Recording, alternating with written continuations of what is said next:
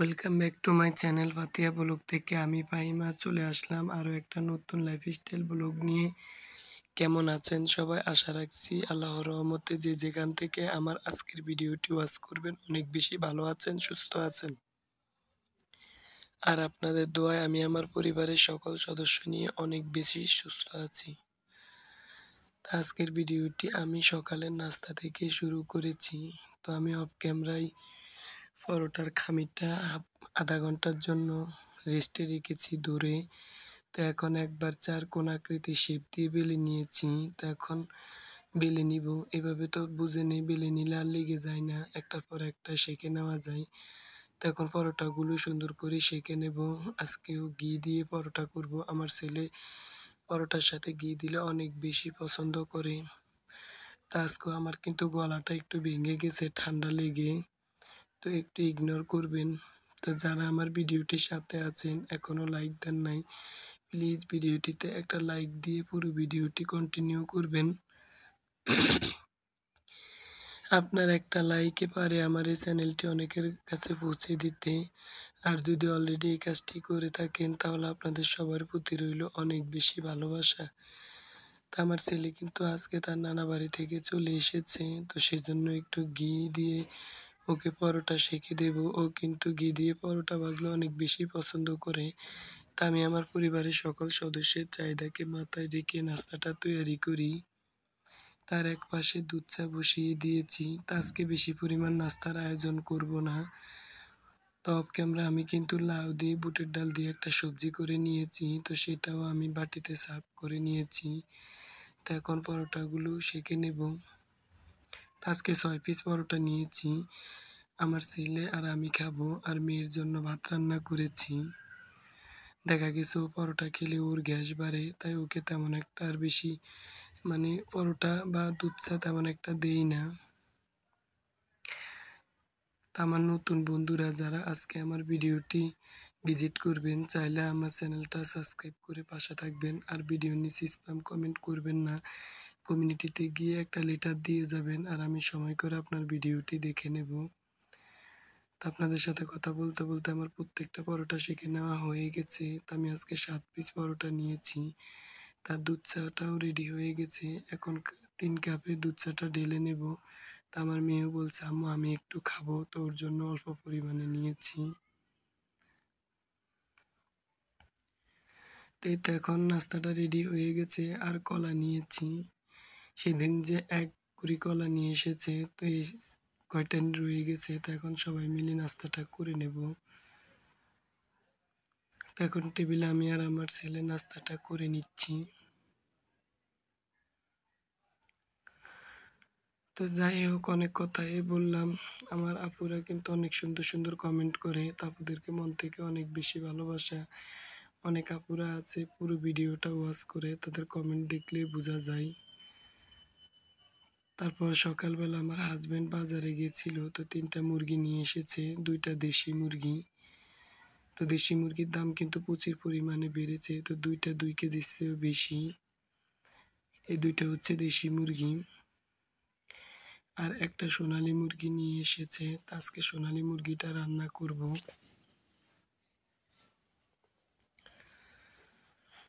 তো of camera মুরগিগুলোকে ready করে কুটে ফ্রিজে ধুয়ে রেখেছি। আর রাতে কিন্তু আবার পাঁচমিশালি মাছ নিয়ে এসেছে, যেমন এখানে গুঙ্গা মাছ, বেদা মাছ, টাকি মাছ। আর আদা রসুন বেটে নিয়েছি পাটায়, বেশি করে পেঁয়াজ কুচি করে নিয়েছি।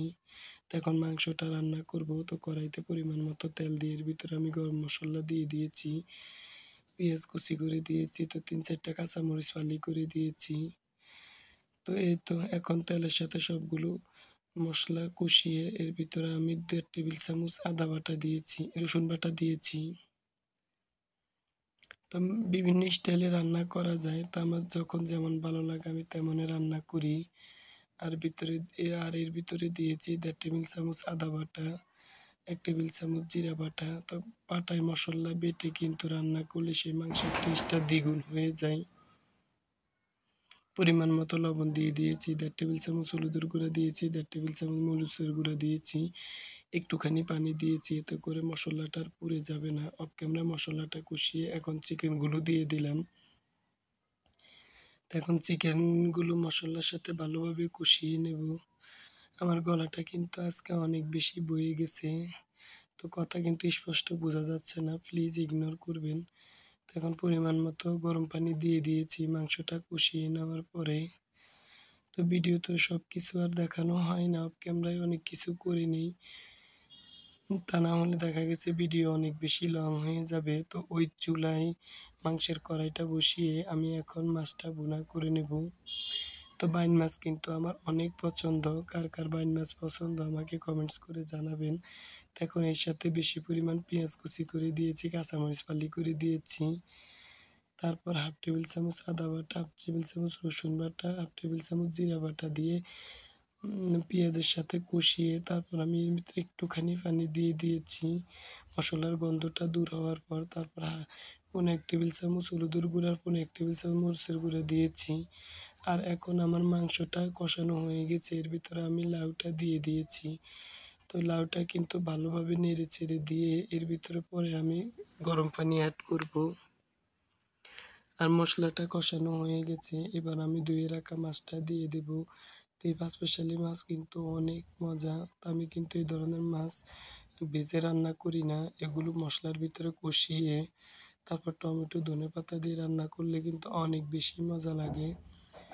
তো এই তো মাছটা কষানো হয়ে গেছে। এবার আমি এর ভিতরে পরিমাণ মতো গরম পানি দিয়ে দিলাম। তো মাংস রান্না আর মাছ রান্না করতে গেলে আমি কিন্তু গরম পানিটা ব্যবহার করি। এতে করে খাবারের টেস্ট দ্বিগুণ হয়। তো এই তো আর আমি কিন্তু একসাথে পানির পরিমাণটা দিয়ে দিয়েছি মাছের সাথে। তো ঢাকনা দিয়ে ঢেকে দিলাম। তো যাই হোক আমার মাছটা কিন্তু কষানো হয়ে গেছে আর ঝোলটাও অনেক পরিমাণ কমে গেছে। এর ভিতরে আমি এখন টমেটোগুলো দিয়ে দিলাম। তো আমার অফ ক্যামেরায় কিন্তু ২ টা রান্না হয়ে গেছে। এবার আমি উপর দিয়ে কাঁচামরিচ দিয়ে দিলাম আস্ত। একটা ফ্লেভার বের হয়েছে কাঁচামরিচ দেওয়ার সাথে, সাথে দিয়ে দিলাম ধনেপাতা। এবার নেড়ে-চেড়ে আমি ঠান্ডা হওয়ার জন্য অপেক্ষা করব। আর এদিক দিয়ে আমার মাংসটাও হয়ে গেছে।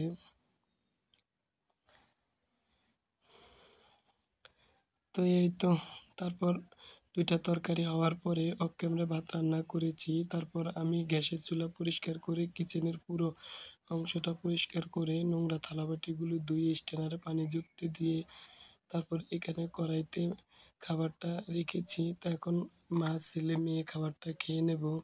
আর আজকে ডাইনিং টেবিলে খাবারটা খাবো না। আজকে খাটে বসে রৌদ্রের ভিতরে খাবারটা খাবো। তাই আর সেই অংশ আপনাদের সাথে শেয়ার করলাম না। আর এই যে দেখছেন আমার ছেলে মানে মাটির যে টবগুলো সেগুলো রং দিয়ে ডিজাইন করেছে। ও কিন্তু এগুলো করতে অনেক বেশি এক্সপার্ট। আর এই অংশে কিন্তু একটু রৌদ্র পড়ে। তাই আমি গাছগুলো এই অংশে সকালবেলা রেখেছি সেটুকু আপনাদের সাথে শেয়ার করলাম। তারপর চলে আসলাম বিকেলে একটু বড়া ভাজার জন্য মানে পেঁয়াজি। তো এর ভিতরে আমি আদা, রসুন রসুন তো দেওয়া যায় না।